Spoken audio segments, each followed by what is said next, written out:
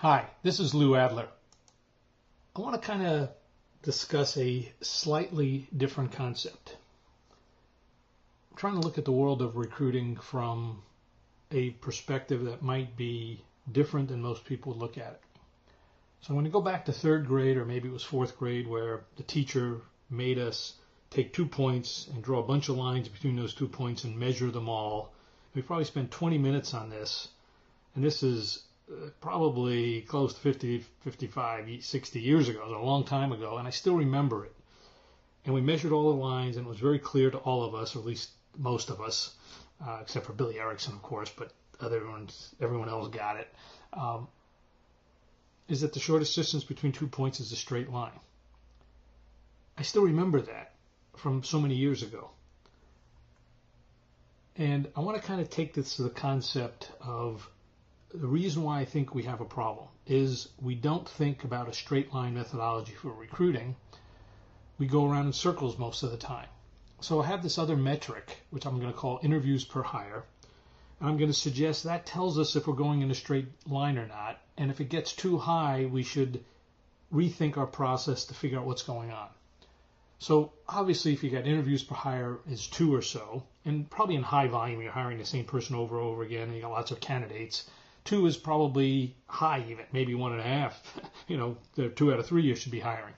But neither, in a unique type search, 2 is very, very good. You got one position or maybe 3 or 4 positions. Probably 2 is remarkable.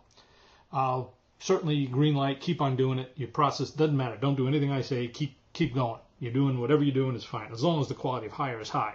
If you're hiring someone just to fill a seat, that's a different issue and different metric. But if you start getting up to 3, and you're seeing 3 candidates per hire, and you're doing one search in 3, and none of them are good, I'd be concerned. On the other hand, if you have a process that you know you're always going to get 3, I'd probably make that green. But I'm saying an individual search, you start out, first one, second one, third one, manager wants to see more candidates. Put the caution flags on. Something's wrong here. Why would a manager need to see 3 people and doesn't like any of them?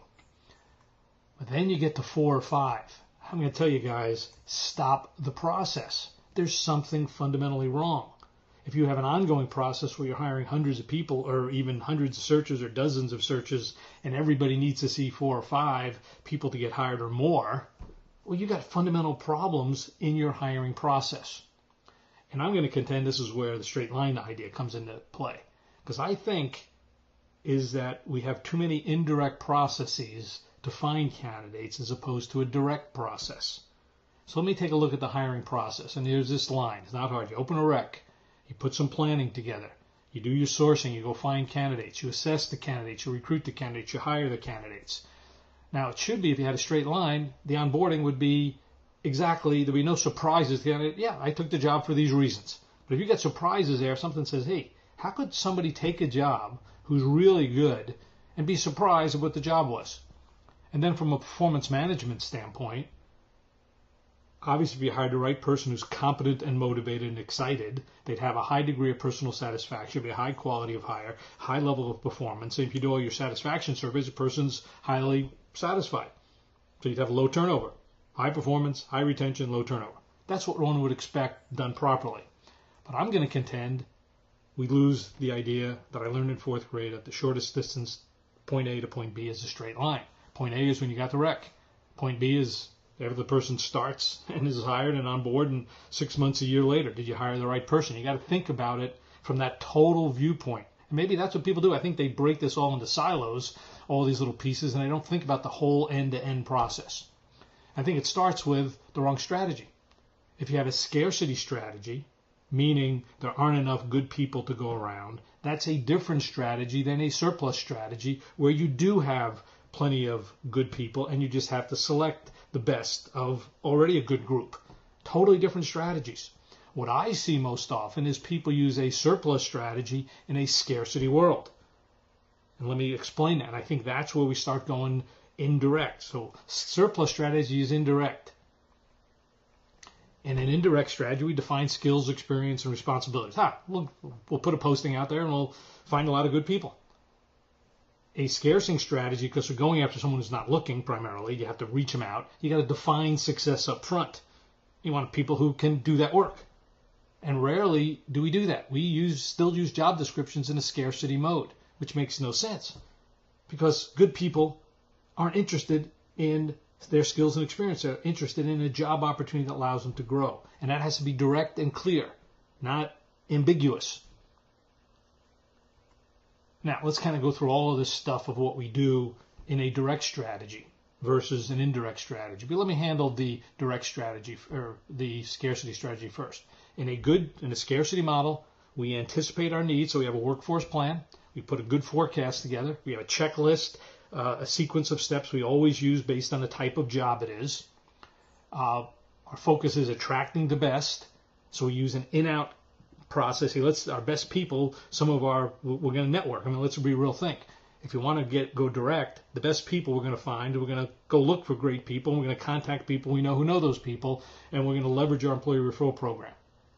So it's a custom process, in-out, networking, attract the best process if you want to go direct.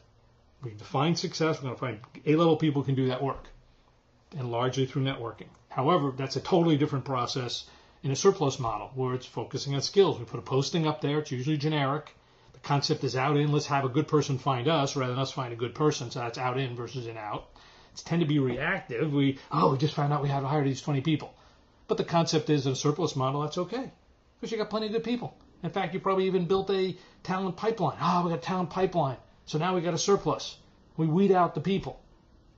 That's when you build a talent pipeline, that's your concept is, hey, it's a reactive mode. We have an inventory of people. We'll weed out and we'll select the best one that applies. But that leaves quality of hire problematic because a good person has to apply. If a good person doesn't apply, well, now all of a sudden you have to hire the best amongst those who did apply.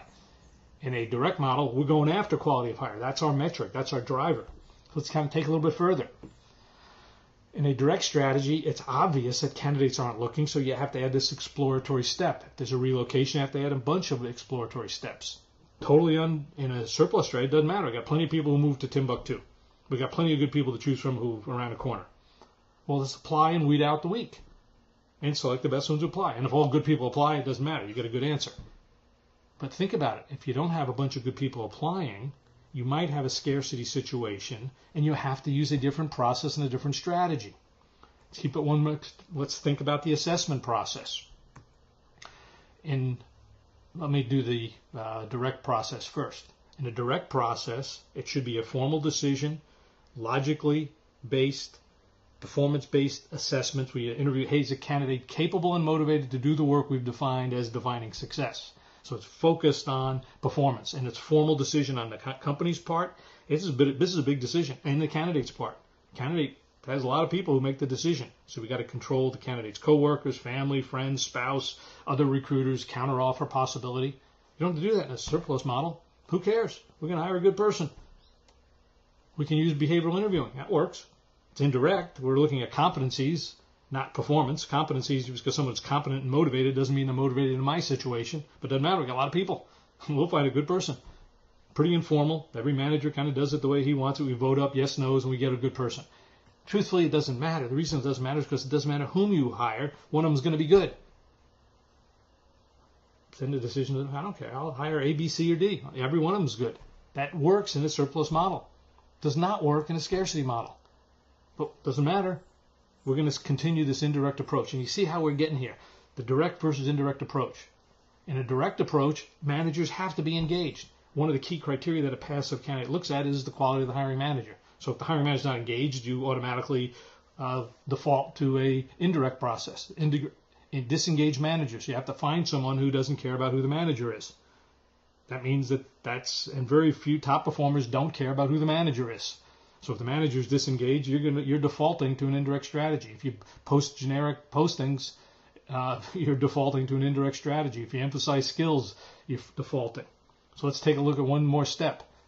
Good people, direct, passive candidates, quality of hire, they have multiple offers. They're looking at which is the best career move, not which is the best lateral transfer. When you focus on lateral transfers, which is a skills-based model, competency-based model, what you're focusing on is compensation then becomes a differentiator. If you got plenty of money, you got plenty of candidates, who cares? Yeah, you're going to get the right answer. But that's rarely the situation.